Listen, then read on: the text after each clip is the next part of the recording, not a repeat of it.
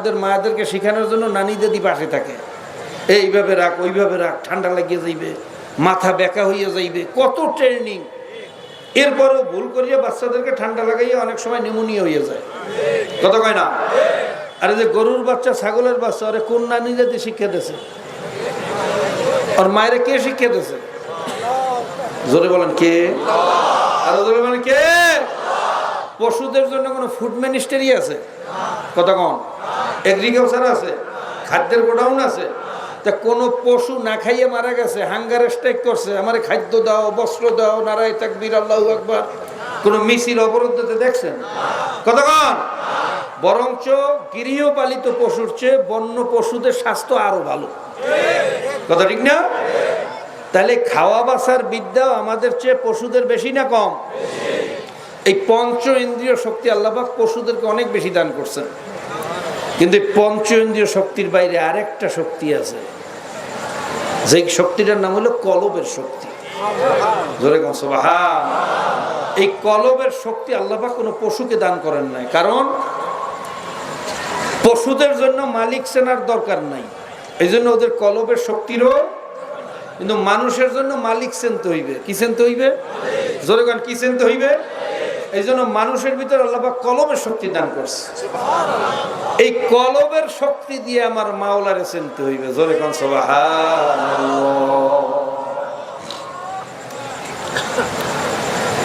আল্লাহ পাক রব্বুল আলামিন বলেন, হে বান্দা বান্দীরা, তোরা আমাকে দেখো না?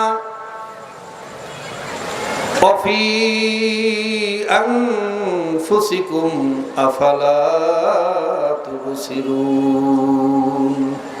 জোরে বলেন সুবহানাল্লাহ।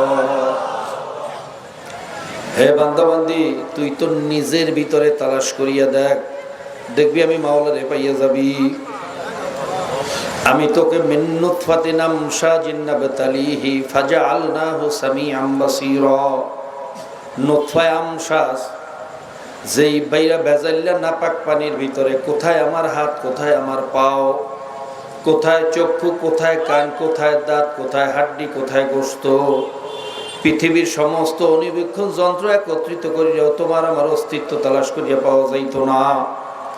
এরকম ভেজাইলা নাপাক পানি মায়ের উদরের ফ্যাক্টরির ভিতরে ফালাইয়া 10 মাস 10 দিন ঘুরাইয়া ফিরাইয়া এত সুন্দর চেহারা দিয়া বানাইলো কে? আরো ধরে বলেন কে? আল্লাহ পাক বলতেছেন, হে বান্দা বান্দি, আমাকে তালাশ করার জন্য চীন জাপান কোরিয়া যাওয়ার দরকার নাই। অফি আনফুসিকুম আফালা তুবসিরুন। তোর ভিতরে একটু গভীরভাবে তালাশ করিয়া দেখ, আমি মাওলারে পাইয়া যাবি। অনাহনু আকরাবু ইলাইহি মিন হাবলিল ওয়ারিদ। আমি তো শাহ রগের চেয়েও কাছে অবস্থান করি। ফাইনামা তুওয়াল্লু ফাসাম্মা ওয়াজহুল্লাহ। তুই যেদিকে তাকাবি সেদিকেই দেখবি আমি মাওলায় আছি। একটা গাছের দিকে তাকাইলে দেখবি আমি মাওলারে পাইয়া যাবি। মাছের দিকে তাকাইয়া দেখ, আমি মাওলারে পাইয়া যাবি। আসমানের দিকে তাকাইয়া দেখ, আমি মাওলারে পাইয়া যাবি। জমিনের দিকে তাকাইয়া দেখ, আমি মাওলারে পাইয়া যাবি। ভাইরা, আল্লাহ তোমাকে চেনার তৌফিক দিয়া দাও। ভাইরা, আমরা যে সূর্যটা দেখতেছি, সূর্যটা দুনিয়ার চেয়ে 13 লক্ষ গুণ বড়। জোরে কোন সুবহানাল্লাহ। ভাইরা, এই সূর্যের চেয়ে তারকা গুলা আরো কোটি কোটি গুণে বড়। এই তারকা, সূর্য, চন্দ্র মিলিয়ে আমরা যে গ্যালাক্সিটা দেখতেছি, এইটার নাম দেশে মিল্কি ওয়ে গ্যালাক্সি। এরকম হাজার হাজার million trillion Milky Way galaxy যদি একত্রিত করা হয়, সেইটার নাম হইল মাল্টিভার্স। এরকম হাজার হাজার কোটি কোটি মাল্টিভার্স একত্রিত করলে সেটার নাম হইল সুপারভার্স। সুবহানাল্লাহ।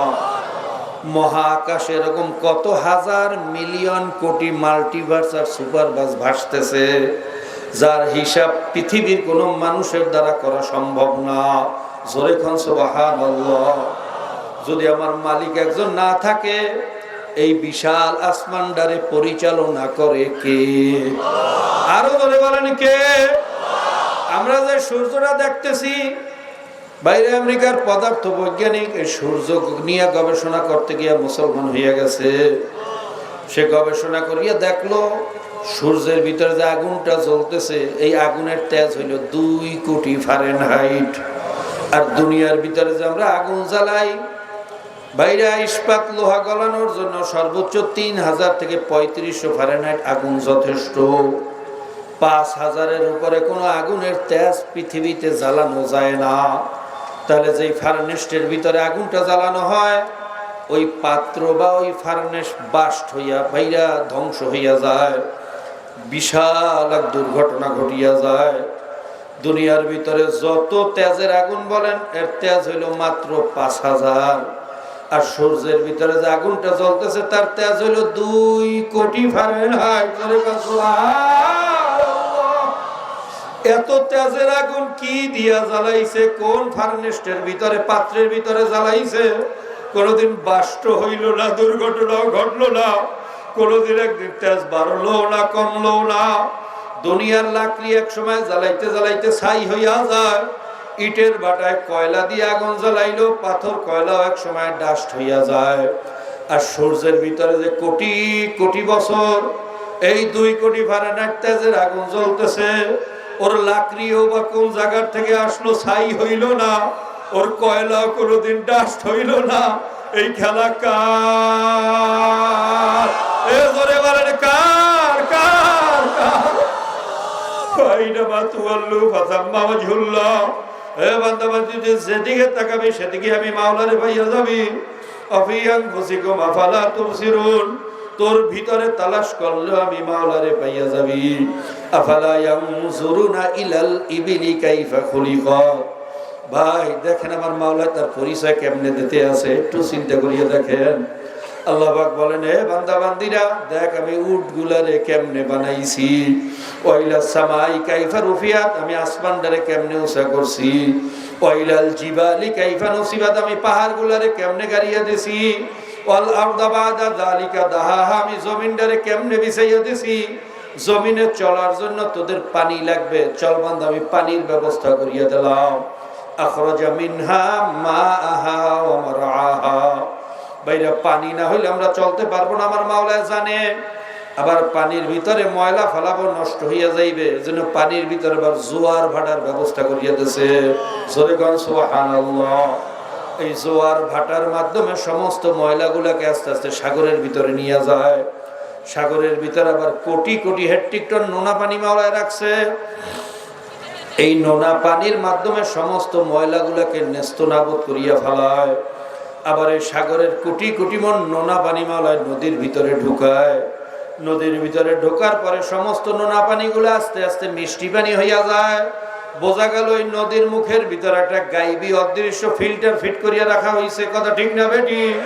কারণ আমার মাওলায় জানেন, নদীর ভিতরে যদি নোনা পানি ঢুকাইয়া দেয়, আমার বান্দা বান্দির বড় কষ্ট হইবে, ফসল নষ্ট হইয়া যাইবে, মাছ উৎপাদন বন্ধ হইয়া যাইবে, আমার বান্দা বান্দির কষ্ট হইবে। এই জন্য নদীর মুখের ভিতরে একটা ফিল্টার ফিট করিয়া রাখছে, গাইবী ফিল্টার। বাইরা দুনিয়ার কোন বৈজ্ঞানিক, কোন সায়েন্টিফিক, কোন দার্শনিক এরকম গাইবী ফিল্টারের মাধ্যমে কোটি কোটি মন নোনা পানি মিষ্টি পানি বানাইতে পারবে? জোরে গান কেউ পারবে নাকি? জোরে বলেন খেলা কার?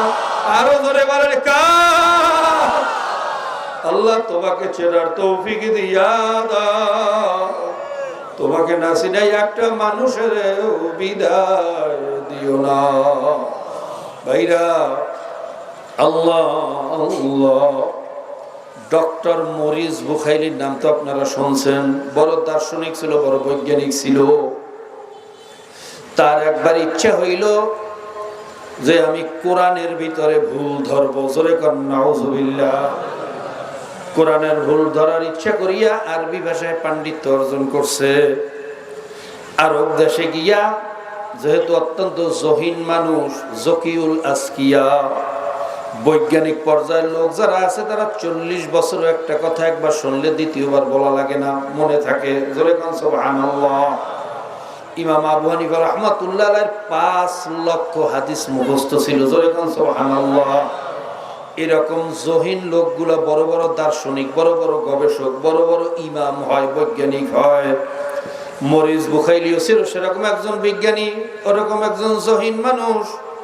অল্প কয়েকদিনের ব্যবধানে আরবি ভাষায় পণ্ডিত হইয়া গেছে। কোন এলাকায় আরবি শব্দ কোন শব্দ কোন অর্থে ব্যবহার হয় সেই পারিভাষিক অর্থ সম্পর্কেও তিনি ইলম অর্জন করছে। এরপরে কোরআন শরীফ নিয়ে বসছে ভুল ধরার জন্য। জোরে কর নাউজুবিল্লাহ। কোরআন শরীফ প্রথম খুললেই দেখে আল্লাহ পাক রব্বুল আলামিন চ্যালেঞ্জ দিয়েছে, যালিকাল কিতাবুল লা রাইবা ফিহি, আমার এই কিতাবে কোনো ভুল নাই, কোনো সন্দেহ নাই। জোরে কর সুবহানাল্লাহ। মরিচ ঢোকাইলে আরো লড়িয়া চড়িয়া বসলো যে পৃথিবীর এমন কোন রাইটার, কোন লেখক, কোন কবি, কোন সাহিত্যিক